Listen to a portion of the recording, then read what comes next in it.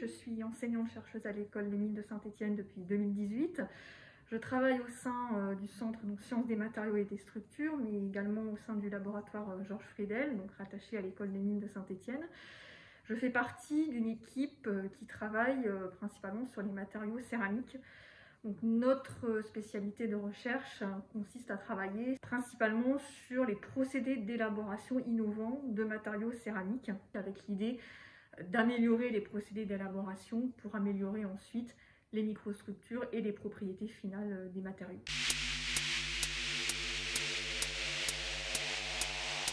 Alors effectivement, quand on parle de matériaux céramiques, ça parle à tout le monde parce qu'on en a tous chez nous. On pense bien sûr à la vaisselle, aux faïences dans nos salles de bain, aux briques, etc., etc. Donc là, tout ça, c'est ce qu'on appelle, nous, la céramique traditionnelle. Ce sont les matériaux qui existent depuis la préhistoire, qui sont mis en forme à partir d'un mélange d'argile et d'eau. Donc on va parler de porcelaine, de faïence, de terre cuite ou de grès. Donc là, ce sont des matériaux qui, comme je le disais, existent dans notre vie quotidienne, sont là partout dans notre vie quotidienne.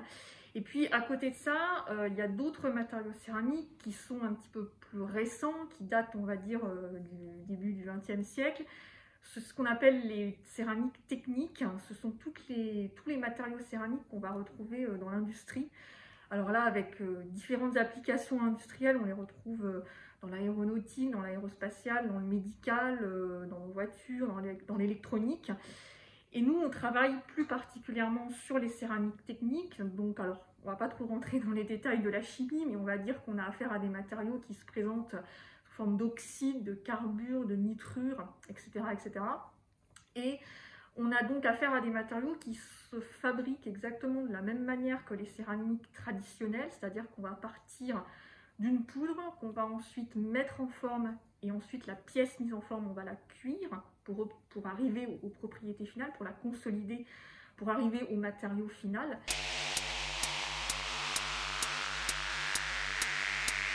On a besoin de propriétés, notamment de propriétés mécaniques, beaucoup plus importantes que pour les céramiques traditionnelles qu'on trouve chez nous. Parce qu'évidemment, il faut bien comprendre qu'un matériau, par exemple, qu'on va utiliser dans une prothèse orthopédique, il faut qu'elle résiste beaucoup plus qu'une assiette. Si on casse une assiette, c'est pas très grave, alors que si un matériau qu'on trouve dans le corps humain, s'il casse, là, ça devient beaucoup plus problématique. Donc là, il y a vraiment une nécessité de travailler sur l'amélioration des propriétés mécaniques. Pourquoi? Parce que certes, les céramiques techniques, elles résistent bien plus, elles ont une meilleure propriété mécanique qu'une assiette, mais la céramique, ça reste quand même un matériau fragile, c'est-à-dire ça reste un matériau qui va casser sans se déformer, dont les fissures vont se propager dans le matériau sans déformation plastique comme un matériau plastique ou un matériau métallique.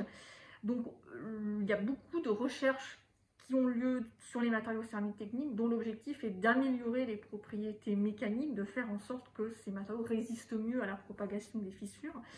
Et pour ça, il va falloir jouer sur la microstructure du matériau et donc sur les procédés d'élaboration.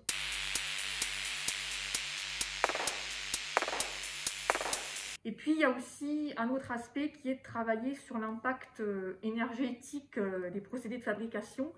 Fabriquer une céramique, c'est coûteux en temps et en énergie, aussi bien sur l'étape de la mise en forme de la pièce, où on va souvent partir d'une pâte, d'une suspension, c'est-à-dire on va partir d'une poudre qu'on va mettre dans de l'eau, et puis on va ajouter pas mal d'additifs organiques. Ce sont des molécules issues de la chimie, issues du pétrole, qu'on va donc ajouter dans notre suspension pour avoir une pâte, une suspension qui s'écoule le mieux possible. Donc là déjà, voilà, en termes d'impact, ces fameuses molécules qu'on rajoute ne sont pas toujours très bonnes pour l'environnement, on va dire. Et puis ensuite, il y a l'aspect cuisson.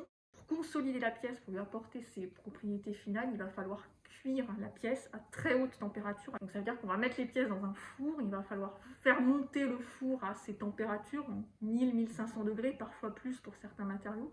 Donc là aussi, il y a un travail sur les procédés d'élaboration pour essayer de diminuer l'impact en termes de consommation énergétique, en termes de durée des procédés, diminuer l'impact. Et c'est pour ça que nous, on travaille sur des procédés d'élaboration innovants, aussi bien sur l'étape de mise en forme que sur l'étape de cuisson, pour avoir des procédés qui sont moins coûteux en énergie, en temps et en matières premières.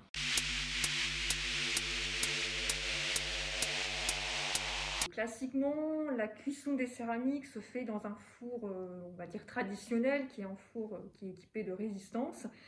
Et donc, comment ça se passe? Très simplement, on va placer les pièces à cuire dans le four et ensuite, on va chauffer via les résistances l'enceinte du four pour chauffer les pièces. Et dans ce cas-là, comment ça se passe? Eh bien, les pièces vont s'échauffer de la surface vers le cœur. Or, on va donc avoir des différences de température entre la surface et le cœur de la pièce. Et donc, ce qui se passe, c'est que si on monte trop vite en température, disons par exemple plusieurs centaines de degrés par minute, eh bien, on va avoir des différences très importantes de température entre le cœur et la surface des pièces. Et donc, on va avoir des contraintes dans la pièce et on risque de faire fissurer les pièces. Donc, on est obligé de monter en température très lentement, quelques degrés par minute, maximum une dizaine de degrés par minute. D'où le fait que le procédé de cuisson est très long et peut prendre plusieurs dizaines d'heures puisqu'il faut monter à très haute température, plus de 1000 degrés. Donc aujourd'hui, il y a un vrai enjeu sur la durée des procédés et sur la consommation d'énergie de ce procédé de cuisson, d'où la nécessité d'étudier des procédés de cuisson alternatifs, et c'est ce que nous faisons au laboratoire depuis une quinzaine d'années. Nous travaillons sur la cuisson des céramiques par micro-ondes. Donc là, en fait, c'est le même principe que le micro-ondes qu'on connaît tous dans nos cuisines. On envoie un rayonnement micro-ondes sur les aliments pour les chauffer. Et en fait, dans le cas des aliments, les aliments s'échauffent par interaction entre le faisceau micro-ondes et les molécules d'eau principalement. Donc là, nous, on va mettre nos échantillons céramiques dans une cavité micro-ondes, alors qui ne ressemble pas tout à fait au four micro-ondes qu'on a dans notre cuisine, parce qu'évidemment, les températures à atteindre ne sont pas les mêmes. Parce que ce soit la cuisson en four traditionnel ou en four micro-ondes, il faut toujours atteindre des températures très élevées, plus de 1000 degrés, comme je disais, pour densifier les céramiques. Mais on va envoyer donc un rayonnement micro-ondes dans la cavité, et ce rayonnement va interagir avec l'échantillon, va mettre en vibration les atomes sur leur position atomique, et cette vibration va nous permettre d'échauffer les pièces. Et donc les pièces vont s'échauffer directement par interaction avec le rayonnement micro-ondes, et on ne va pas avoir besoin de chauffer toute l'enceinte du four pour chauffer les pièces. Et on va moins avoir ce problème de différence de température entre la surface des pièces et le cœur de la pièce, et donc du coup on va pouvoir imposer une vitesse de montée en température beaucoup plus rapide à la pièce, et on va pouvoir monter en température à plusieurs centaines de degrés par minute, ce qu'on ne peut pas faire dans un four traditionnel. Et donc on va pouvoir comme ça accélérer le procédé de cuisson par rapport à ce qui se passe dans un four classique. Vous disiez tout à l'heure rapidement, c'est une des spécificités du centre SMS. Vous êtes donc peu nombreux, voire seuls en France ou en Europe? Alors en France, nous sommes effectivement, il y a actuellement seulement 4 laboratoires de céramistes qui travaillent sur l'étude de ce procédé de cuisson par micro-ondes. On travaille d'ailleurs avec nos collègues, on a des projets en commun avec ces autres laboratoires justement. Effectivement, nous, ça fait une quinzaine d'années que cette thématique s'est mise en place dans notre équipe. Et on développe depuis, alors il y a eu, le laboratoire s'est d'abord équipé petit à petit en cavité micro-ondes dédiée au feuilletage des céramiques, et puis ensuite il y a eu pas mal d'études qui se sont mises en place avec différents objectifs. D'abord optimiser les conditions de frittage avec ces fours micro-ondes pour justement donc, obtenir des pièces avec des propriétés similaires à ce qu'on obtient avec un four classique. Et puis également, il y a une thématique qui consiste à essayer de mieux comprendre les interactions entre les matériaux et le micro-ondes. Donc là, ce sont des études qui mêlent à la fois de l'expérimentation et de la simulation numérique.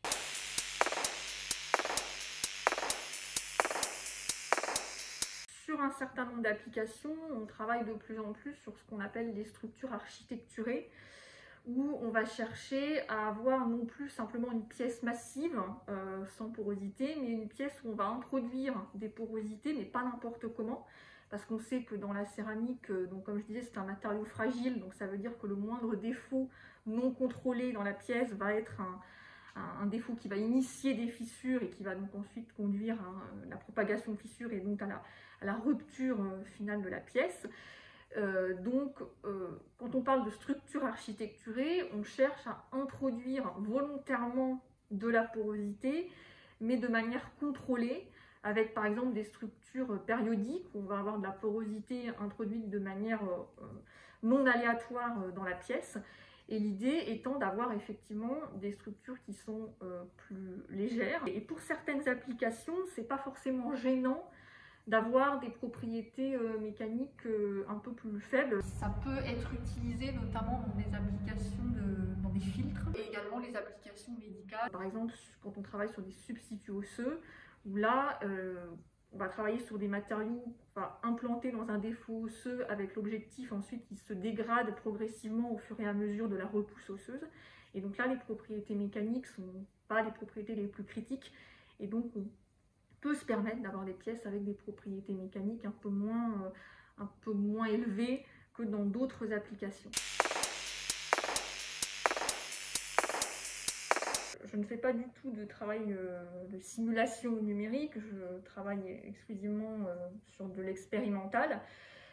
Donc nous avons des labos, nous irons les voir, nous avons du matériel de chimie pour préparer des suspensions, nous avons également donc, des machines de fabrication additive, puisque nous travaillons aussi sur la mise en forme par fabrication additive de pièces céramiques. Là c'est une partie de mon travail effectivement de faire des manips seuls ou avec des collègues, donc doctorants, post-doctorants, techniciens, ingénieurs du laboratoire. Et donc effectivement, je passe une partie de mon temps au laboratoire pour faire des manipulations. Après, il y a toute la partie aussi caractérisation des pièces pour déterminer les propriétés des pièces une fois qu'elles ont été élaborées. Et donc là, on travaille, alors on a nous dans nos labos ici quelques moyens de caractérisation, puis on travaille également avec des moyens de caractérisation qui sont communs à tout le centre SMS. Donc microscopie, diffraction en rayon X, etc., etc. Et puis après, il y a toute une partie aussi de mon travail qui est ici au bureau pour dépouiller les manips, parce qu'évidemment, faire des manips, c'est bien, mais après, il faut les analyser, les interpréter. Donc là, c'est quand même beaucoup du travail sur ordinateur. Et puis après, il y a tout un travail aussi de valorisation du travail réalisé, valorisation vis-à-vis de la communauté des chercheurs. Donc là, c'est tout ce qui est publication d'articles scientifiques, présentation de nos travaux dans des conférences. Et là aussi, c'est un travail évidemment qu'on fait sur un ordinateur. Et c'est aussi une partie importante de notre travail.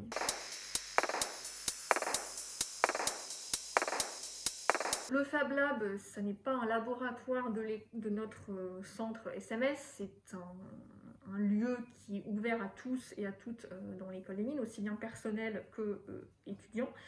Et on peut y aller aussi bien pour des projets professionnels que pour des projets personnels.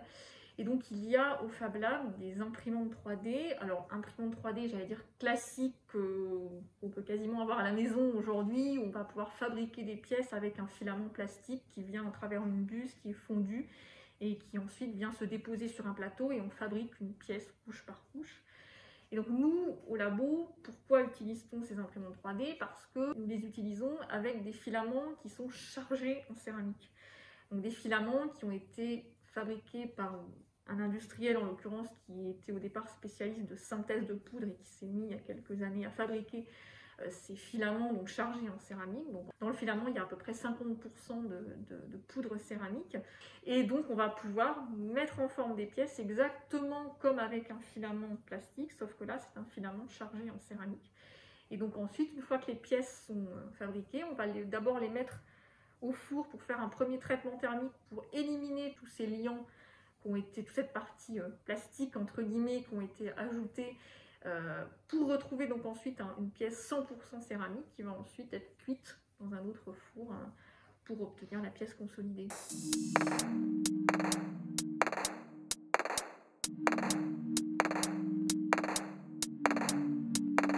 Il existe d'autres méthodes méthodes de fabrication additive adaptées aux céramiques. Alors, quand on parle de fabrication additive, on parle de fabrication d'une pièce couche par couche. Et donc, il existe d'autres procédés adaptés aux céramiques. On va là aussi mettre en forme une pièce couche par couche. Et donc, on va voir un laboratoire où il y a une machine où on fait ce qu'on appelle de la stéréolithographie.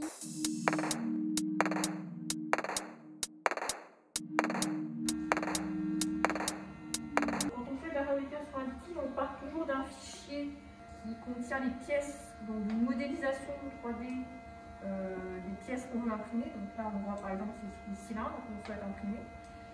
Et donc en fait, le logiciel qui pilote la machine va partir de ce fichier pour construire en fait couche par couche ces pièces. Avec l'imprimante 3D, on est sur un filament qui est extrudé via une buse et qui va donc être déposé couche par couche sur un support. Là, on est sur un autre procédé, on est toujours sur de la construction de pièces couche par couche, mais à partir d'une suspension céramique qui va être irradiée par un laser, donc couche par couche, on va avoir une irradiation successive et en fait cette irradiation va initier une réaction chimique et grâce à cette réaction chimique, une partie de la suspension va se consolider, va se durcir grâce à cette réaction chimique pour construire la pièce petit à petit.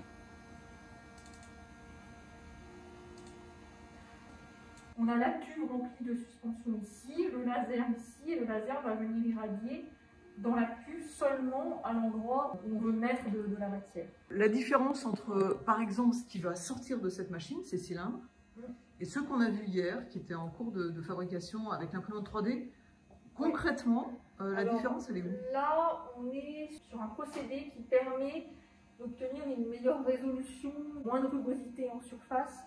Sur les pièces pour lesquelles on vient déposer, alors soit déposer un fil fondu, soit déposer une pâte, on voit très clairement les différentes couches qui ont été déposées. Là, on a des ronds de surface qui sont beaucoup plus fins, avec beaucoup moins de rugosité en surface. Et après traitement thermique des pièces, on ne voit plus en fait les différentes couches qui ont été déposées.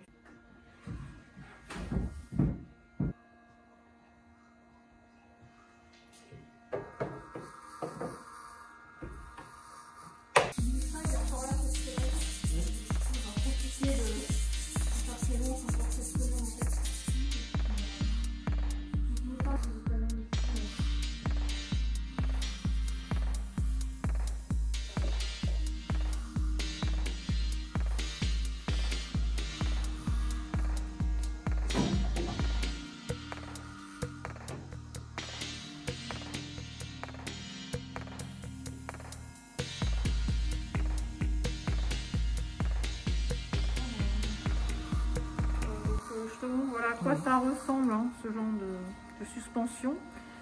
Donc, qui contient là, dans la suspension, en termes de volume, il y a 50% de poudre céramique. Et la 50% restant, c'est un mélange de différentes molécules, dont notamment des molécules qui vont réagir sous UV.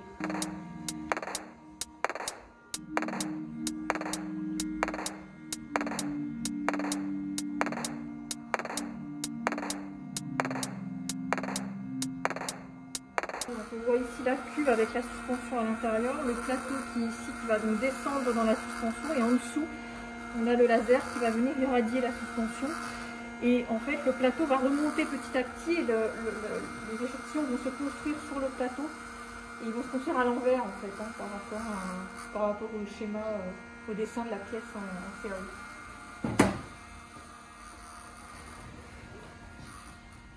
Donc voilà l'échantillon qui a été fait. On voit c'est bien de la fabrication additive, donc c'est bien de la fabrication couche par couche, mais là on voit quasiment pas les couches qui ont été imprimées.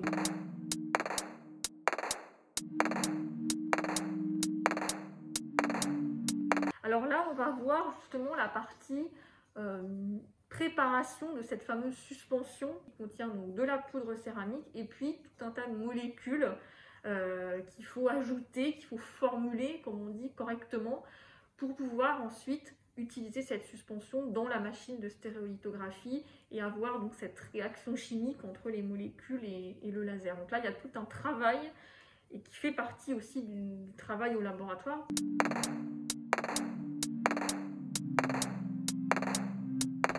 J'ai indiqué une masse totale de suspension pour avoir à peu près 300 ml, 12,64 grammes de dispersion et 1,5 grammes de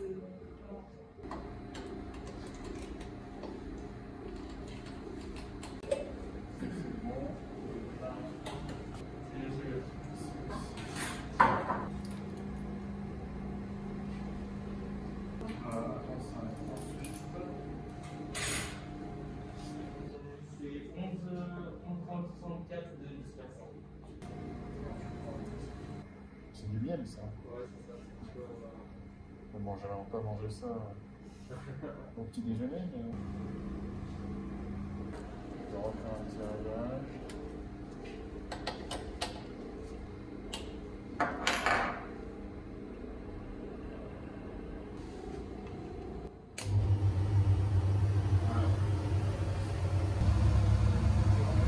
Donc là, nous préparons une suspension d'alumine. Donc l'alumine, c'est l'oxyde d'aluminium, qui contient donc à la fois de la poudre d'alumine et un mélange, on va dire, de molécules dont certaines vont réagir sous UV dans la machine de stéréolithographie, qui permettent d'initier la réaction chimique, qui va permettre ensuite de fabriquer les pièces sur la machine de stéréolithographie.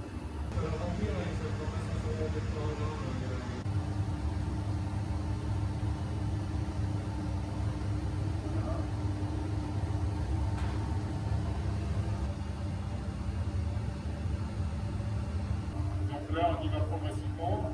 Ouais, Et on va remonter petit à petit la vitesse.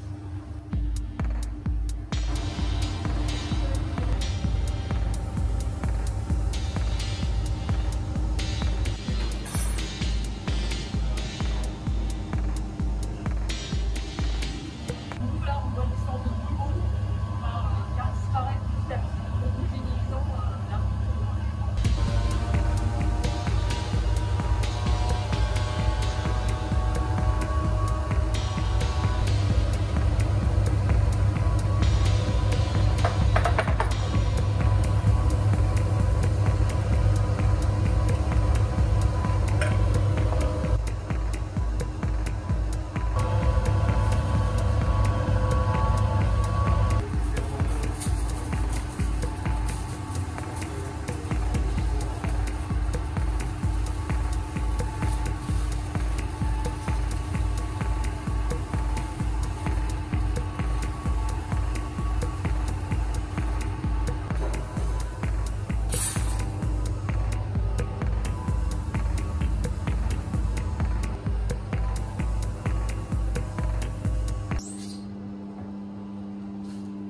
on a cette suspension qui est dans ce flacon et ensuite après à peu près 1 heure d'homogénéisation au mélangeur mécanique, on va venir insérer dans le flacon quelques billes qui sont des billes en alumine.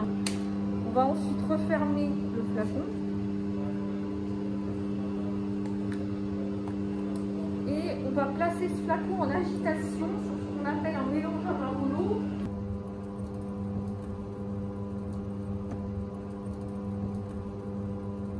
Au moins 24 heures et en fait on va avoir une homogénéisation du mélange. Les billes et la suspension vont être en rotation dans le flacon et ça va permettre d'homogénéiser le mélange. Ensuite les billes sont retirées pour récupérer la suspension pour la mettre dans la cuve de la machine de stéréolithographie.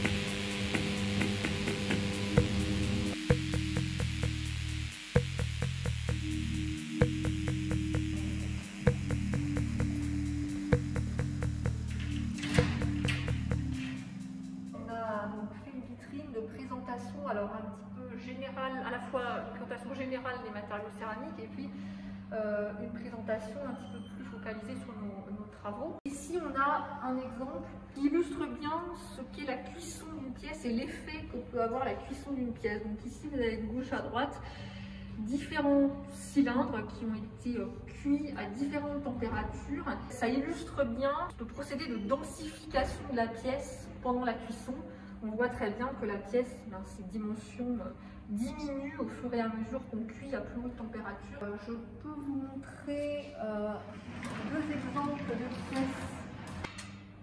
Alors on voit ici deux pièces avant, donc ici avant et ici après cuisson. Donc là ce sont des bougies d'allumage en alumine, donc oxyde d'aluminium.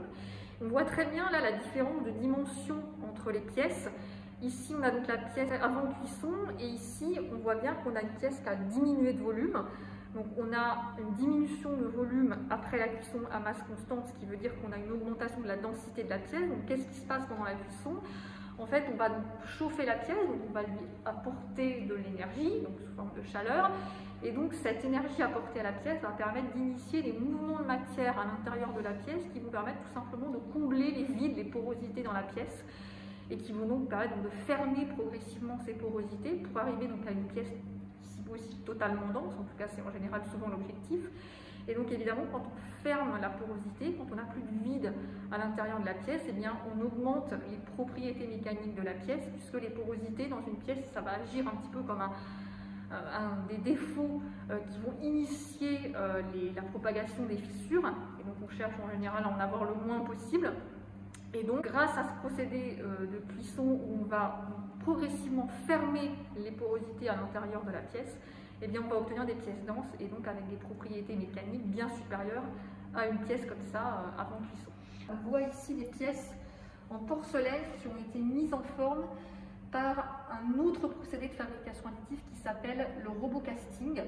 Le principe du robocasting, c'est de venir déposer couche par couche sur un support une pièce via l'extrusion d'une pâte céramique. Alors là, par exemple, c'est une pâte porcelaine qu'on a mis dans une buse et qu'on vient, donc la pâte va être extrudée via cette buse couche par couche. Et on a ici le logo de l'école qui a été fait, qui a été mis en forme par le procédé de stéréolithographie. Donc là, ça permet d'illustrer le niveau de détail qu'on peut atteindre avec ce procédé de stéréolithographie. Et on voit ici la même pièce après cuisson. Donc là, on voit très bien la différence de dimension entre les pièces avant et après cuisson.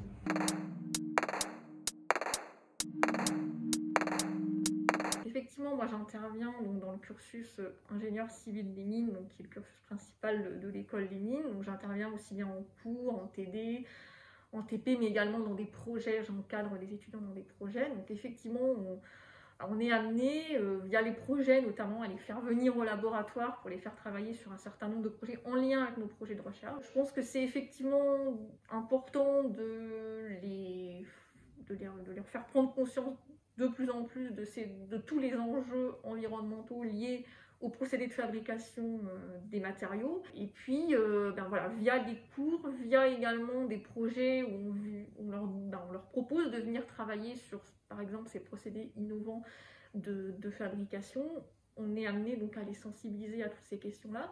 Et je pense qu'ils y sont de plus en plus sensibles. En tout cas, je pense qu'il y a une demande aussi de leur part d'être sensibilisés à ces questions. Ils se posent, je pense, de plus en plus de questions, et c'est très bien, évidemment. En tout cas, ceux qui choisissent, parce qu'à l'école des mines, ils ont un cursus un petit peu à la carte, hein, donc ceux qui choisissent les cours, les projets en lien avec nos thématiques sur les matériaux, je pense que ces thématiques liées aux impacts environnementaux de nos activités les intéressent de plus en plus. Oui, c'est une très bonne chose, évidemment.